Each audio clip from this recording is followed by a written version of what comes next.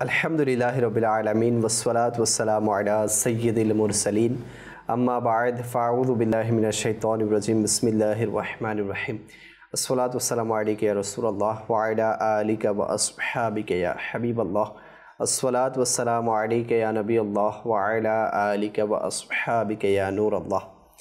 दर्शक उपस्थित হয়েছি মাদানী চ্যানেলের অনুষ্ঠান নিয়ে, যার নাম হচ্ছে আম্বিয়া কিরাম আলাইহিমুস সালামের সুন্নাত। এই অনুষ্ঠানে আমরা আম্বিয়া কিরাম আলাইহিমুস সালামদের সুন্নাতে মুবারক যে সুন্নাতগুলো আছে সে সম্পর্কে আলোচনা করে থাকি। আজকে ইনশাআল্লাহ একটি সুন্নাতে কারিমার উপর আলোচনা করব। আপনারা নিয়ত করুন যে শুরু থেকে শেষ পর্যন্ত আল্লাহ রাসূলের সন্তুষ্টি অর্জনের উদ্দেশ্যে এই অনুষ্ঠান দেখবেন এবং আমল করার নিয়ত করবেন। তিরমিজি শরীফের একটি হাদিসে পাক, হাদিস নাম্বার 3634, তাজদারুল রিসালাত শাহেনশাহ নবুয়ত মুস্তাফা জানে রহমত হুজুরপুর নূর সাল্লাল্লাহু তাআলা আলাইহি ওয়া আলিহি ওয়াসাল্লাম ইরশাদ করেন, যখন তোমরা মুয়াজ্জিনের আজান শোনো বা মুয়াজ্জিনের আওয়াজ শোনো, তখন তোমরাও সেরূপ বলো যেরূপ সে বলছে। অতঃপর আমার প্রতি দরুদ শরীফ প্রেরণ করো, কেননা যে আমার প্রতি একবার দরুদ শরীফ প্রেরণ করে আল্লাহ তাআলা তার প্রতি 10টি রহমত প্রেরণ করে। সাল্লু আলাল হাবিব সাল্লাল্লাহু তাআলা আলা মুহাম্মদ সাল্লাল্লাহু তাআলা আলাইহি ওয়াসাল্লাম। দর্শক, আম্বিয়া কিরাম আলাইহিমুস সালাম ইনারা এমন জাতে পাক যাদের মাথা মোবারক থেকে শুরু করে পা মোবারক পর্যন্ত আপাদ মস্তক বহু গুণে গুণান্বিত, এবং ইনারা এমন এমন গুণ অর্জন করেছেন, আল্লাহ পাকের পক্ষ থেকে হাসিল করেছেন, যার তুলনা তারা নিজেরাই। ইনাদের মধ্যে এমন এমন গুণাবলী পাওয়া যায়, এমন এমন কাজ আমরা কিতাবের মধ্যে পড়ে থাকি যেগুলো খুবই অতুলনীয়, আর যে কাজগুলো করে উম্মতদেরকে শিখিয়েছে কিভাবে দ্বীনে ইসলামের উপর চলতে হয়, দ্বীনে ইসলামের শরীয়ত এবং তরিকত, দ্বীনে ইসলামের হুকুম এবং আহকামকে কিভাবে জীবনের মধ্যে বাস্তবায়ন করতে হয়। আজকে একটি বিষয় নেওয়া হয়েছে, সেই বিষয়বস্তু হচ্ছে ওয়াদা পূর্ণ করা। ওয়াদা করলে তা পূর্ণ করা, ওয়াদা ভঙ্গ না করা। সমস্ত আম্বিয়া কিরাম আলাইহিমুস সালাম এনারা ওয়াদাকে পূর্ণ করেছেন। এনারা যখন কোনো ওয়াদা করতেন কোনো মুসলমানের সাথে, যে কারোর সাথে, এনারা তা যে কোনো উপায়ে যে কোনো অবস্থায় সেটাকে পূর্ণ করতেন। দাওয়াত ইসলামের প্রকাশনা প্রতিষ্ঠান মাকতাবতুল মদিনা কর্তৃক প্রকাশিত কিতাব দিন ও দুনিয়া কি আনোখি বাতে এর 459 পৃষ্ঠায় বর্ণিত আছে, নোমান বিন মুনজার নামক আরবের এক বাদশা ছিল, যে বছরে 2টি দিন নির্ধারণ করেছিল। বছরের মধ্যে সে 2টা দিন নির্ধারণ করেছিল। একদিন, 2 দিনের মধ্যে একদিন মানুষের মধ্যে যে তার সাথে প্রথম সাক্ষাৎ করবে তাকে উপহার, উপটোকন, গিফটস প্রদান করবে। আর অন্য দিন, 2 দিনের মধ্যে আরেক দিন এমন ছিল, ওই দিন যে তার সাথে প্রথম সাক্ষাৎ করবে সে তাকে হত্যা করে দিবে। এটা তার সিস্টেম ছিল। তে নামক সম্প্রদায়ের এক ব্যক্তি অনাহার অর্ধাহারে অতিষ্ঠ হয়ে বাইরে বের হলো। আর এমন অবস্থায় ওই ব্যক্তির সাক্ষাৎ হলো নোমান বিন মুনজার এর সাথে। আর ওই দিন ছিল যেদিন কোনো ব্যক্তি তার সাথে প্রথম সাক্ষাৎ করলে সে তাকে হত্যা করবে। আর দুর্ভাগ্যক্রমে ওই ব্যক্তিটি, ওই অনাহার ব্যক্তিটি, ওই অর্ধাহার ব্যক্তিটি ওই ব্যক্তিটি ছিল। সে ব্যক্তি যখন নিজের হত্যা সম্পর্কে নিশ্চিত, ডেফিনিট হয়ে গেল, তখন সে বাদশাকে বলল, আপনি তো আমাকে এমনিতেই হত্যা করবেন, আজকে না হোক কালকে, সকাল হোক রাতে, আপনি আমাকে হত্যা করবেনই, কিন্তু আমার কিছু ছোট ছোট বাচ্চা আছে এবং আমার পরিবার পরিজন খুবই ক্ষুধার্ত।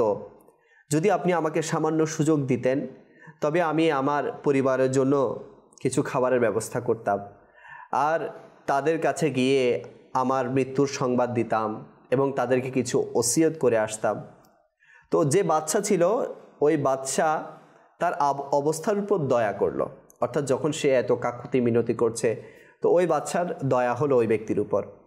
তখন ওই বাচ্চা তাকে বলল, তুমি ফিরে আসার জামানত কে নিবে? তুমি যে ফিরে আবার আসবে এটার জামানত কে নিবে? যদি তুমি ফিরে না আসো তবে তোমার পরিবর্তে তাকে হত্যা করে দেওয়া হবে। অর্থাৎ তুমি যে বলছো যে তুমি আমার কাছ থেকে গিয়ে পরিবার পরিজনকে কিছু খাবারের ব্যবস্থা করে দিয়ে আসবে, এরপর তাদেরকে ওসিয়ত করে আসবে, এখন যদি তুমি না আসো তোমার গ্যারান্টি কে নিবে? তোমার গ্যারান্টি যে নিবে সে যদি তুমি না আসো তাকে হত্যা করা হবে, তাকে মৃত্যুবরণ করতে হবে। সে ব্যক্তি বাদশাহের বন্ধু শরিক বিন আদিরের দিকে তাকালো এবং তাকে জামিন অর্থাৎ গ্যারান্টর হওয়ার জন্য আরজ করল। শরিক বিন আদি বলল, আমি তার জামানত দিলাম। আচ্ছা, এটা কে ছিল? এটা ওই বাদশাহের বন্ধু ছিল, শরিক বিন আদির। সুতরাং ওই ব্যক্তি চলে গেল। সূর্য ঢলে পড়লে বাদশাহ শরিক বিন আদিকে বলল, দুপুর ঢলে পড়েছে কিন্তু সে এখনও এলো না। শরিক বলল, সন্ধ্যা পর্যন্ত সময় আছে, আপনি অপেক্ষা করুন, এখনও তো সন্ধ্যা হয় নাই, দুপুর ঢলে পড়েছে, এখনও সন্ধ্যা হওয়া বাকি। যখন সন্ধ্যা হতে চলল তখন বাদশাহ শরিককে অর্থাৎ ওনার বন্ধুকে বলল, তোমার সময় এসে গেছে, সুতরাং এবার মৃত্যুর জন্য প্রস্তুতি নাও। যেহেতু তোমার বন্ধু দেখছি যে সন্ধ্যাও প্রায় হয়ে যাবে, এখনও তো সে আসলো না, তাহলে তুমি মৃত্যুর জন্য এখন প্রস্তুতি নাও। শরিক বলল, আমি এক ব্যক্তিকে আসতে দেখছি এবং আমার মনে হয় সে তে সম্প্রদায়ের সেই ব্যক্তি। যদি সে সেই ব্যক্তি না হয় তবে আপনি আমাকে হত্যা করতে পারেন। বাদশাহ তাকে দেখে কিছুক্ষণের জন্য মাথা ঝুঁকিয়ে নিল, অতঃপর মাথা উঠিয়ে তাকে বলল, হে তে সম্প্রদায়ের ব্যক্তি, ওই ব্যক্তিটি ছিল তে সম্প্রদায়, তুমি ওয়াদা পূরণের অনন্য দৃষ্টান্ত স্থাপন করলে। এবং শরিককে বলল, হে শরিক, তুমিও দয়া ও মনুষ্যত্বের চরম উদাহরণ দেখালে। শুনো, আমি আজ থেকে তোমাদের দুজনের কারণেই হত্যা করার দিনটি প্রত্যাহার করে দিলাম। অতঃপর বাদশাহ সেই তে সম্প্রদায়ের ব্যক্তিকে বলল, তোমাকে ওয়াদা পূরণ করার জন্য কোন বিষয়টি উদ্বুদ্ধ করেছে যে তুমি আমাকে ওয়াদা করেছো যে আবার ফিরে আসবে, তো তুমি যে ফিরে আসলে এটা কোন বিষয়টা তোমাকে উদ্বুদ্ধ করেছে? অথচ তুমি যদি ওয়াদা রক্ষা করার জন্য চলে আসো, তুমি জানো যে এই ওয়াদা রক্ষা করলে তোমার জান চলে যাবে, প্রাণ চলে যাবে, তুমি নিঃশেষ হয়ে যাবে, কিন্তু এরপরও কেন তুমি এখানে এসেছো? ওই ব্যক্তিটি বলল, ওয়াদা পূরণ করাই হচ্ছে দ্বীন-ই ইসলাম, ওয়াদা পূরণ করার নামই হচ্ছে আমার ধর্ম, আমার রিলিজিয়ান, এবং যাতে ওয়াদা পূরণ করা থাকবে না তা কোনো ধর্মই নয়। অর্থাৎ যেখানে ওয়াদা পূরণ করার কোনো মন মানসিকতা থাকবে না, যে ধর্মের মধ্যে ওয়াদা পূরণ করার ব্যাপারে কোনো তাগিদ থাকবে না, সেটা কোনো ধর্মই হতে পারে না। একথা শুনে বাদশাহ তাকে উপহার, উপটোকন, গিফটস প্রদান করলেন এবং তাকে সসম্মানে তার পরিবারের নিকট ফিরিয়ে দিলেন। তো প্রিয় ভাইয়েরা, শুনলেন তো যে ওয়াদা পূরণ করা কত বড় মহৎ কাজ, কত বড় মহান কাজ, যে ওয়াদা পূরণ করার কারণে একজন অনাহার, অর্ধাহার, দুঃখী মানুষের প্রাণ বেঁচে গেল। আর ওনার যিনি জামানত হয়েছিলেন, যিনি গ্যারান্টর হয়েছিলেন, যিনি গ্যারান্টি দিয়েছেন যে সে যদি না আসে আমাকে আপনি মৃত্যু দিয়েন, আমাকে আপনি মেরে ফেলিয়েন, তার কেমন বিশ্বাস, তার কেমন ইয়াকিন যে হ্যাঁ এই ভাই, এ মুসলমান ভাই, যেহেতু সে মুসলমান, সে দ্বীন ইসলামের উপর ঈমান এনেছে, সে কখনো ওয়াদা খিলাফ করবে না। এজন্য ওই মনোবল নিয়ে ওই ব্যক্তি যিনি সেই বাদশাহের বন্ধু ছিল তিনি মাথা পেতে মেনে নিলেন। এটাই হচ্ছে দ্বীন-ই ইসলাম। হযরত সাইয়্যিদুনা আবু হুরায়রা রাদিয়াল্লাহু তাআলা আনহু বলেন, মুসলিম শরীফের হাদিস, হাদিস নাম্বার 6853, মদিনার তাজদার নবিকুল সরদার হুজুর আনওয়ার সাল্লাল্লাহু আলাইহি ওয়াসাল্লাম ইরশাদ করেন, যে ব্যক্তি কোনো মুমিনের দুনিয়াবি কোনো কষ্ট দূর করলো, আল্লাহ তাআলা তার কিয়ামতের কষ্ট দূর করে দিবেন। যে ব্যক্তি কোনো অভাবীর প্রতি সহজতা করলো, আল্লাহ তাআলা তার জন্য দুনিয়া ও আখিরাতে সহজতা প্রদান করবেন। যে ব্যক্তি কোনো মুসলমানের দোষ ত্রুটি গোপন করলো, আল্লাহ তাআলা দুনিয়াতে এবং আখিরাতে তার দোষ ত্রুটি গোপন করবেন। আল্লাহ তাআলা বান্দাদেরকে সাহায্য করতে থাকেন যতক্ষণ পর্যন্ত বান্দা তার ভাইয়ের সাহায্যে লেগে থাকে। মুফতি আহমদ ইয়ার খান নাইমি রহমতুল্লাহি তাআলা আলাইহি এই হাদিসের ব্যাখ্যায় বলেন, তুমি কারো দুনিয়াবি বিপদ দূর করো, আল্লাহ তাআলা তোমার থেকে আখিরাতের বিপদ দূর করে দিবেন। তুমি মুমিনকে ক্ষণস্থায়ী দুনিয়াবি প্রশান্তি দান করো, আল্লাহ তাআলা তোমাকে চিরস্থায়ী আখিরাতে স্থায়ী প্রশান্তি দান করবেন। কেননা দয়ার পরিবর্তেই দয়া পেয়ে থাকে। এই হাদিস শরীফটি অনেক ব্যাপক অর্থে ব্যবহৃত। কোনো মুসলমানের পা থেকে কাঁটা বের করাও বৃথা যায় না। হাদিসে পাকের এটা উদ্দেশ্য নয় যে শুধুমাত্র কিয়ামতেই প্রতিদান অর্জিত হবে, বরং কিয়ামতের প্রতিদান তো অবশ্যই অর্জিত হবে, যদিও বা কখনো দুনিয়াতেও অর্জিত হয়ে যায়। তিনি আরও বলেন যে ঋণগ্রস্তকে ক্ষমা বা অবকাশ দেয়, গরিবের অভাব দূর করে, তবে ইনশাআল্লাহ দিন ও দুনিয়ায় তার কষ্ট সহজ হবে। তো প্রিয় ভাই, আমরা শুনলাম যে ওয়াদা পূর্ণ করা এটা তো অনেক বড় সওয়াবের কাজ। দিন ইসলামের অনন্য বৈশিষ্ট্য। পূর্বের আম্বিয়ে কেরাম আলাইহিমুসসালাম, আউলিয়ে কেরাম আলাইহিম রিদওয়ান, এনাদের অনন্য বৈশিষ্ট্য ছিল। এবং দুঃখী বান্দাদেরকে সাহায্য করা, গরিবদেরকে সাহায্য করা, কোনো পেরেশানগ্রস্ত মুসলমানদেরকে সাহায্য করা, এটাও দিন ও দুনিয়াতে উপকার এনে থাকে। তো আমাদের উচিত কোনো দুঃখী মানুষদেরকে সহযোগিতা করি, অভাবী মানুষদেরকে সহযোগিতা করি। কোরআনে পাকে ওয়াদার ফজিলতের ব্যাপারে আর ওয়াদা ভঙ্গ করার শাস্তির ব্যাপারে আয়াতে মুবারাকা নাজিল হয়েছে। 15তম পারার সূরা বনি ইসরাইলের 34 নং আয়াতে আল্লাহ তাআলা ইরশাদ করেন, যা কানজুল ঈমান থেকে অনুবাদ, এবং অঙ্গীকার পূরণ করো, নিশ্চয়ই অঙ্গীকার সম্পর্কে কৈফিয়ত তলব করা হবে। কোরআনের মুফাসসির হযরত সাইয়্যিদুনা ইসমাইল হাক্কি রাহমাতুল্লাহি তাআলা আলাইহি এই আয়াতের ব্যাখ্যায় লিখেন, আয়াতে মুবারাকায় ওয়াদা পূরণ করার আদেশ দেয়া হয়েছে, হোক তা আল্লাহ তাআলার ওয়াদা বা বান্দার ওয়াদা। আল্লাহ তাআলার প্রতি অঙ্গীকার হলো তার ইবাদত করা, এবং বান্দার সাথে ওয়াদার মধ্যে প্রত্যেক জায়েজ ওয়াদাই অন্তর্ভুক্ত। এমন নয় যে আমি কোনো নাজায়েজ কাজের জন্য কোনো মুসলমান ভাইয়ের সাথে ওয়াদা করেছি, এটা ওয়াদা রক্ষা করার ব্যাপারে ইসলামের কোনো হুকুম নেই। হ্যাঁ, জায়েজ কাজের জন্য আমি কোনো ওয়াদা করেছি, সেটা অবশ্যই পূরণ করতে হবে। তো আরও একটি আয়াতে মুবারাকা সূরা রাদ এর 20 নং আয়াতে আল্লাহ তাআলা ইরশাদ করেন, কানজুল ঈমান থেকে অনুবাদ, ওই সব লোক যারা আল্লাহর প্রদত্ত অঙ্গীকার পূর্ণ করে এবং অঙ্গীকার ভঙ্গ করে বেড়ায় না। এই আয়াতের ব্যাখ্যায়ও কোরআনের মুফাসসির সাইয়্যিদুনা ইসমাইল হাক্কি রাহমাতুল্লাহি তাআলা আলাইহি বলেন, আখিরাতের উত্তম প্রতিদান এর ব্যাপারে তাদের জন্যই যারা আল্লাহ তাআলার প্রতি প্রদত্ত অঙ্গীকার পূর্ণ করবে, তার রব হওয়ার সাক্ষ্য দিবে এবং তার আদেশকে মান্য করবে, আল্লাহ তাআলার সাথে করা অঙ্গীকার এবং সেই ওয়াদা সমূহকে ভঙ্গ করে না যা তারা মানুষের সাথে করেছে। আল্লাহ তাআলা আমাদের সবাইকে ওয়াদা রক্ষা করার তৌফিক দান করুক। ওয়াদা রক্ষা করা এটা আম্বিয়ে কেরাম আলাইহিমুসসালামদের সুন্নাতে মুবারাকা, যেমনিভাবে হযরত সাইয়্যিদুনা দাউদ আলা নবীনা ওয়া আলাইহিস সালাতু ওয়াস সালাম, এনার একটি উপদেশমূলক বাণী হচ্ছে, সাজেশন হচ্ছে উম্মতের জন্য, তোমরা কারো সাথে এমন ওয়াদা করো না যা পূরণ করতে পারবে না, নতুবা তোমাদের ও তাদের মাঝে বিদ্বেষ সৃষ্টি হয়ে যাবে। অর্থাৎ তোমরা এমন ওয়াদাই করো না যে ওয়াদা তোমার দ্বারা রক্ষা হবে না। এখন বান্দা দুনিয়ার মধ্যে দেখা যায় যে ওয়াদা মনের মধ্যে এটাই থাকে যে আমি ওয়াদাটা রক্ষা করব না, শুধু শুধু ওয়াদা করে বসে। তো এমনটা করা উচিত নয়। যে ওয়াদা আমি রক্ষা করতে পারবো না সেটা আমি করবও না। প্রিয় নবী সাল্লাল্লাহু আলাইহি ওয়াসাল্লাম ওয়াদার ব্যাপারে কয়েকটি হাদিসে পাক ইরশাদ করেছেন। বুখারী শরীফের হাদিস নাম্বার 187, আমার নবী করিম সাল্লাল্লাহু আলাইহি ওয়াসাল্লাম ইরশাদ করেন, যে ব্যক্তি কোনো মুসলমানের সাথে ওয়াদা খিলাফি করে, অর্থাৎ ওয়াদা ভঙ্গ করে, তবে তার উপর আল্লাহ তাআলা, ফেরেশতা এবং সকল মানুষের অভিশাপ, আর না তার কোনো ফরজ কবুল হবে না নফল।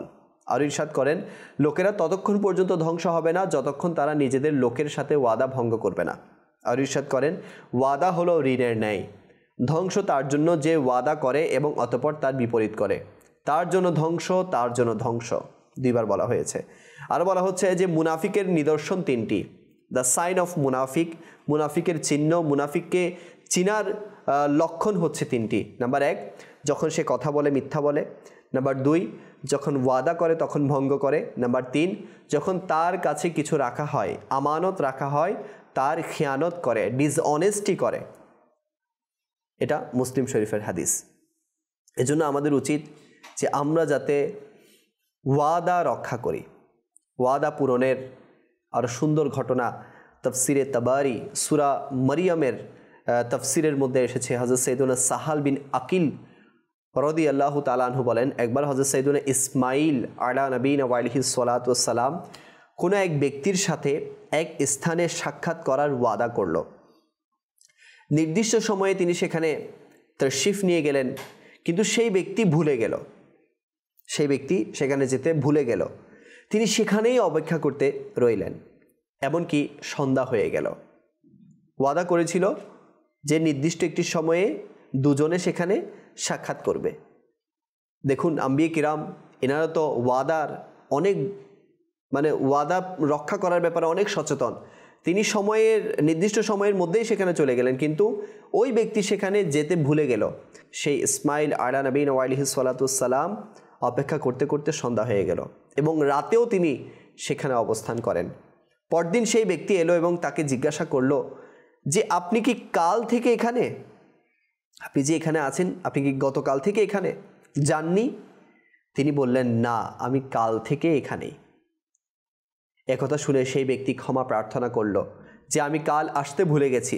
তার কথা শুনে তিনি বললেন, যতক্ষণ তুমি আসতে না ততক্ষণ আমি এখানেই অবস্থান করতাম।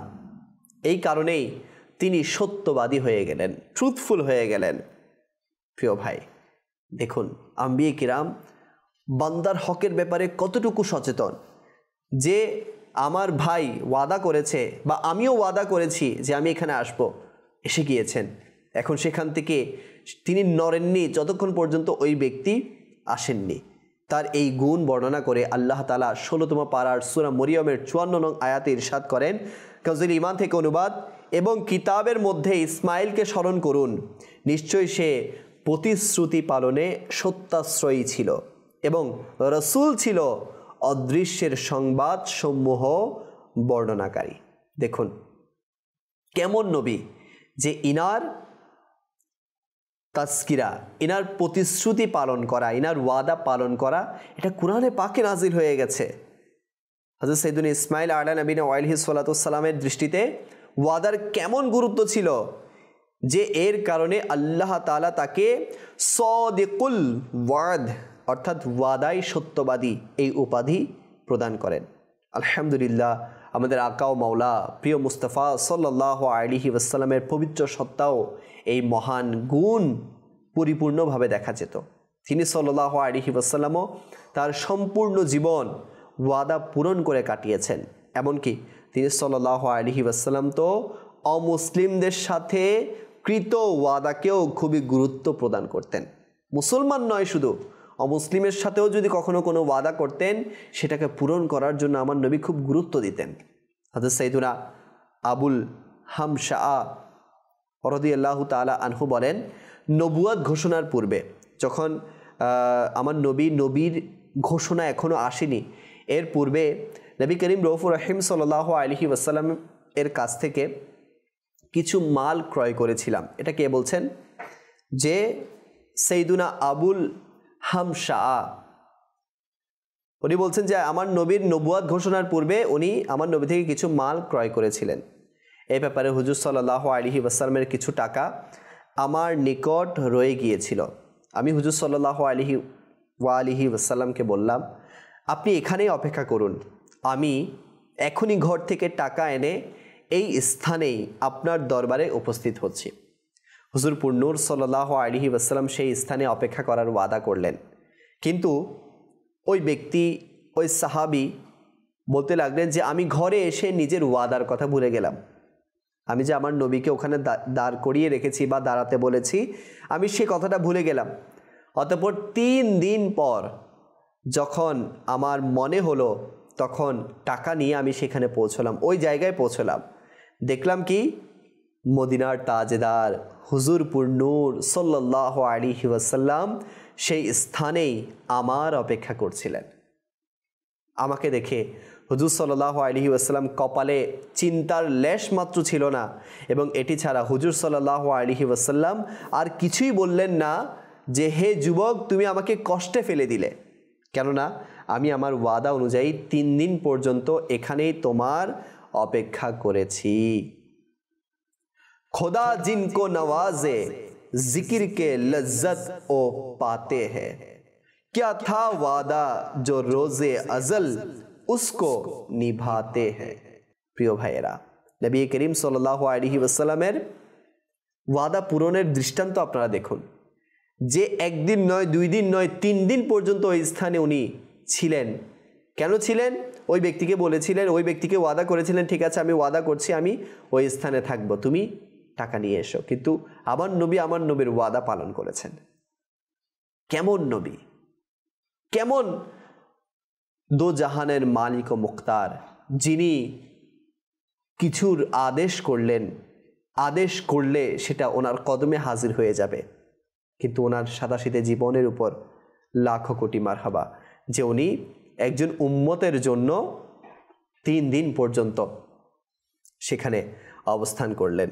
হযরত সাইয়্যিদুনা হুযায়ফা বিন ইয়ামান ও হযরত সাইয়্যিদুনা হুসাইল রাদিয়াল্লাহু তাআলা আনহুমা, এই 2 জন সাহাবী কোন স্থান থেকে আসছিলেন।